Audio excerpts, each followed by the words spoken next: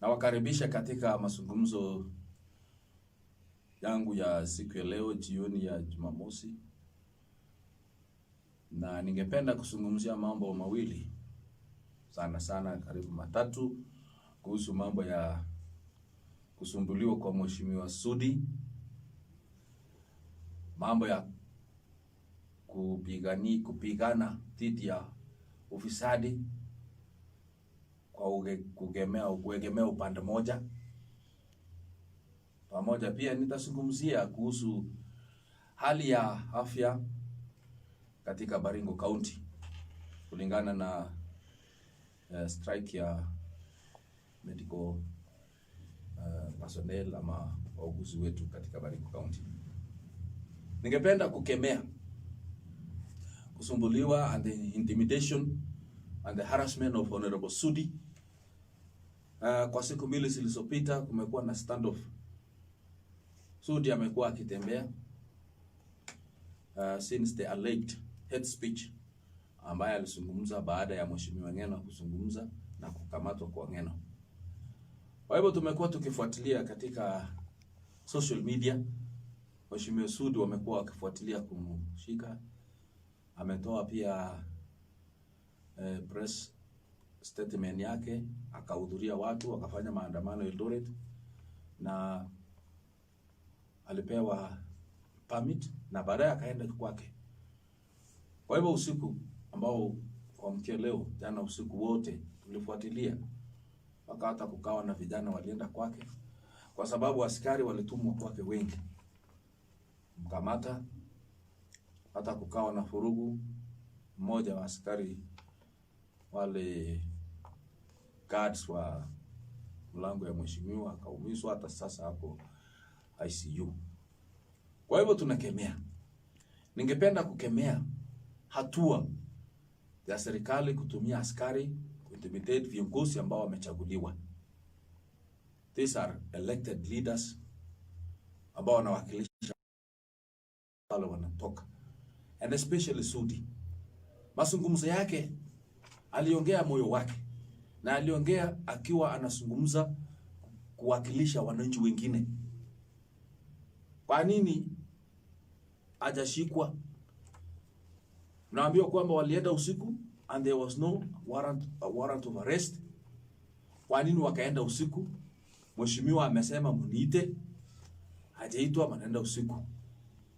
Kwa hivyo ningependa kusema hivi, kitu inaendelea Kenya ni kitu inaitwa transition. Ni kitu ambacho utawala inaenda kuisha and another regime is coming.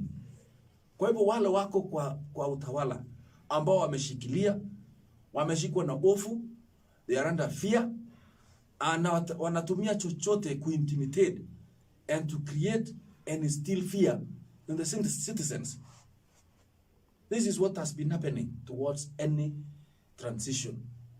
In 2002 tulikuwa na hiyo hofu, na 2007 kumekuwa na shida. Whenever there is any transition, kuna shida. Na ningependa kutoa wito kwa serikali to be fair on everybody. Kwa nini kutumia pesa to harass citizens ambao ni loyal? Viongozi ambao wamechaguliwa ni loyal. Na kuna wale ambao wameiba billions. Hata wengine wanaitwa COVID billionaires. And it is the same money ambayo iliibwa, ambayo inatumiwa kufund fake demonstrations all over the country, na pia kuonga na kulipa askari kufuata wao. What is hate speech? Do we have categories of hate speech? Tumekuwa tukisikia hate speeches ikiendelea katika nchi hii. Tumekuwa tukisikia Murada akitusi naibu wa rais. Hatuoli wengine wakitusi. Hata pia tukirudi nyuma, Mheshimiwa Babu Owino alitusi rais kwa maneno machafu. Tena yule Wanga amemtusi rais. Hatukuwa na hii sarakazi. All this drama we did not witness. Na sasa Sudi ameongea na hakutusi. He stated facts, what has been happening in this country. Sasa wanafuatiliwa, wanamfuata. Sasa hiyo uchungu ambayo Deputy President amekuwa akisikia, ama wale wa mrengo wa DP wamekuwa akisikia, imekuja pande hii. Wakala yenye tunasema kivuli inarudi. Sasa kivuli ikirudi upande huu, unaona uchungu. Why use the money ile iliibiwa kwa COVID to silence the truth? And the truth can never be hidden. It can take ages, it can take years. Hata ukweli, in the dark ages, it took 1,260 years, and it came out after. So ukweli hii imeangukia chini na imekanyangiwa chini, it has to come out. And the blood and the silence of the few who have come out is going to be the seed of the rest. The more you suppress, the more you torture, and the more you harass and intimidate the champions of the truth, is the more you are planting the seeds of revolution. I want to quote Christian Revolution, Christian Reformation. Why we have the Protestants? It's because the truth had been tumbled. Lakini kukawa na revolution. We had the early reformers, kina John Wycliffe, John Huss, kukawa pia na Martin Luther, who brought reformation. Kwa hivyo in this country we have successive reformation ambayo inakuja. What is happening? Kwa hao waheshimiwa, they are the champions of reformation in this country. Kwa hivyo ningependa kukemea na kutoa wito kwa serikali to be fair on everybody. Kama hate speech is hate speech, let it be equal all over. Kwa nini Deputy President amekuwa akitusiwa na hakuna kitu serikali inafanya? Mpaka hata wakapanga kumuua in Lamada, the Lamada stories. Kwa nini hakukukuwa na this drama ambayo inaendelea sasa, kufuatilia viongozi ambao wamechaguliwa? Alafu mnatuambia mambo ya corruption. All along wamekuwa wakimwekelea Deputy President kwamba he is corrupt. Mambo ya mashamba, mambo ya contracts. Lakini saa hii imeonekana who is the lord of corruption? Who is the lord of conflict of interest katika nchi? Mtuambia kwamba haistahili kiongozi achukue tenders, achukue kazi za serikali. Lakini kitu tunaona sasa, wenye wanachukua ni wale wako uongozi, ni wale wako right at the center. The leadership of this country is leading in corruption. Wanasema samaki inaanza kuoza kuanzia kichwa. Corruption is happening right inside State House, right inside the first family. Contracts inachukuliwa na the same people, the who is who in this country. Just go and check in the records. It is in public domain. Nani amekuwa akifanya this big contract? The constructions of the airport in Mombasa, the airside, nani alifanya? These are the relatives of the head of state. Who is supplying NDMA, National Drought Management Authority? Who is supplying hay? And from where? We know it is from the farm and the companies of the first family. Who is supplying milk and the products of milk? Kwa Kenya Airways. You travel with KQ, you will see maziwa, yogurt, butter. It got the brand of who? Who supplied South Sudan with powder milk? It is the same milk company having the monopoly in this country. Who is leading in the timber business? Who is leading in the logging business? Although the forest has been closed, we are seeing trailers going all over. Kuja Baringo County, forest ya Koibateki imekwisha, and it is the same company ya the first family. We know these things. Pamoja pia na hii kampuni ya wameanza hii mambo ya railway kwenda mpaka Nanyuki. They have started the oil company. Just same company, same family business. Wanatumia pesa ya serikali, pipeline pamoja na railway, 1.8 billion, and to promote the business of first family. Ile iko huko Nanyuki imeanzishwa Alafu it will control the monopoly kwamba the eastern side na hiyo upande yote ya Nanyuki wanunue mafuta kwa hapo. Same family. Alafu mnatuambia mambo ya conflict of interest. Mnatuambia corruption. Tell us something else, not that. How do you drink? You are preaching water, but you are drinking wine. Pamoja na SGR. Kuanzia Mombasa, watu ya Mombasa wanaumia, wanalia. Biashara imechukuliwa. It has been brought to Naivasha. But Naivasha where? The train SGR is going to ending nowhere. Kwa shamba ya ile is the same. And you are telling us of corruption. Mambo ya KEMSA. ODM are now quiet. They have table manners. They cannot talk while they are eating. Corruption. This country. Professor Francis Mbuga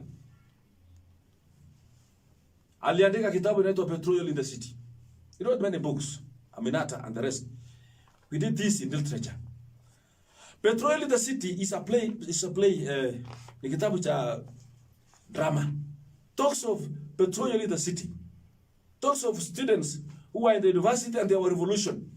One of the actors anaitwa Jasper. Akawa achela huko, akafungwa. He was complaining of corruption in Africa. Actually, Kafira is Africa. One of the countries in Africa. And I presume this was Kenya. Akasema, there is no justice in Kafira. Akaimba Jasper present. Justice absent. Kwa hivyo in Kenya there is no freedom. Kuna uhuru Kenya. Tungo na Kenyatta, kuna uhuru. But freedom is coming. When you see the people crying, watu wanaumia, wamenyang'anywa kila kitu. Hata ile biashara ndogo, there is monopoly. You tell us of corruption. If there is fight against corruption, let it be fighting corruption wholesale. Pana chagua huyu ni kwa nani, anatoka huyu asiende kwa DCI, asiende kwa ACC kwa sababu anatoka hii familia. Tena those who are in positions wanaogopa pia. Corruption is corruption. Mambo ya governors kuitwa kwa ACC.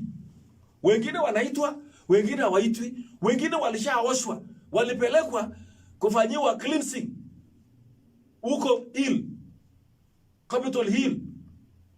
They are telling us of impeaching Governor Obado, huyu wa Migori.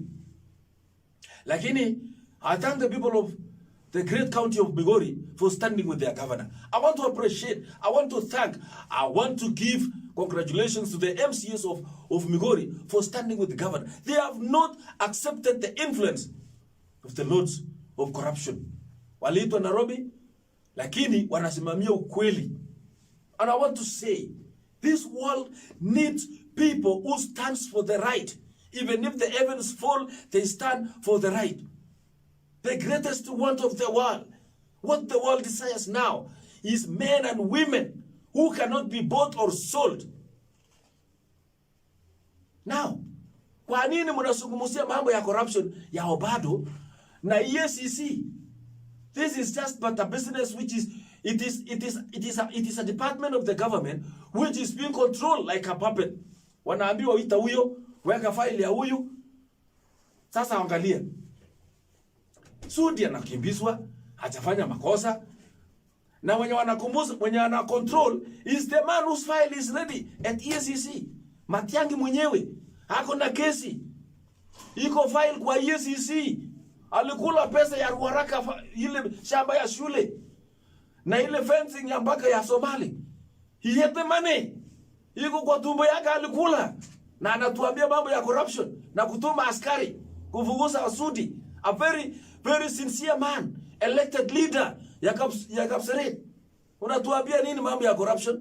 You have no authority. You have no moral authority to tell us mambo ya corruption. And EACC, I want to say, you are not fair. You are just acting on commands from the executive. Kama ni kweli, you took in 3rd of September 2017, you hinted and you declared in the paper Nation that Governor Joho is under investigation for misappropriating 1 billion on cabbage. Mambo ya mambo ya cabbage tender ilienda wapi? Hiyo corruption ya Joho, na mlisema iko file yake ya kumisappropriate 1 billion. What happened? And again, in 5th of September 2017 again, katika gazeti ya Nation, mlisema Awiti, the Governor Awiti, is under investigation for embezzling 5 billion. Alafu, what happened? Kwa nini hajastakiwa? Hiyo kesi ilienda wapi? Rasanga, shida yake mlisema mnafuatilia 1 billion kwa mambo ya barabara, road contracts. Hiyo ilikuwa kwa standard ya tarehe 11 mwezi wa 12 2018. Mnasema Awiti under investigation. Lakini mliweka wapi? Kwa nini haikumalizwa? Alafu mnatuambia mambo ya mheshimiwa Obado. Ranguna pia, and Ruth Odinga, there was a loss of 469 million under investigation. Iko kesi kwa EACC, lakini mumeweka chini ya carpet. Also Paranya amenunua hotel kwa pesa ya county, 250 million hotel was acquired, na hamujafanya. Wangamati pia, Capitol Hill ni pahali pa kwenda kuwasha watu na kutoa dhambi zao. Alafu mnatuambia mambo ya corruption when there is selective fight against corruption. Tell us anything else, not that. Alafu mambo ya Matiang'i kutuambia mambo ya kusumbua viongozi, na yeye ako na kesi yake. Hii dunia kesi haitaisha. Haitaisha. Angalia mheshimiwa Waluke ako korokoroni, lakini Matiang'i anatembea freely na ako na kesi yake. Maybe it is just a matter of time, but your time is coming. Wacha tu watu waumie sasa, but your time is coming. I am telling you, it is coming. Pesa ya COVID haitawapatia amani. Ile pesa mumeipa ya wagonjwa, pesa ya wale ambao waliumia, wananchi wakaumia, mukaweka mifuko yenu, mutaumia.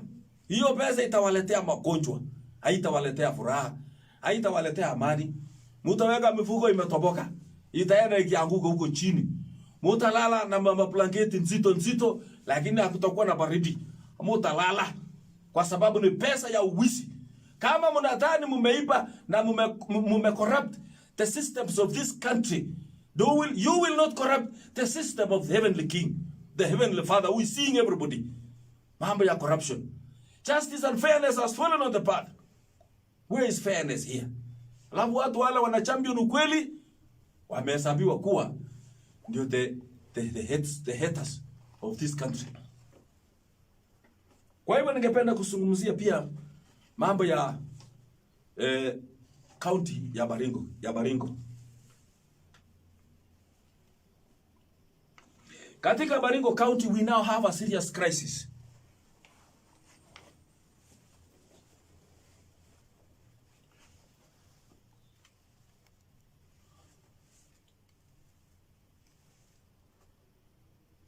In Baringo County, under the leadership of Governor Stanley Kiptis, there is a crisis on the medical department, medical field.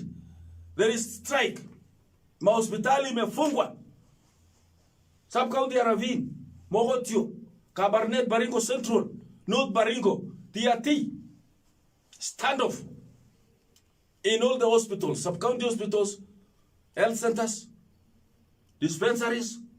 The medics, madaktari na manasas wamefunga their tools. Watu wamekufa Kabarnet. People have died.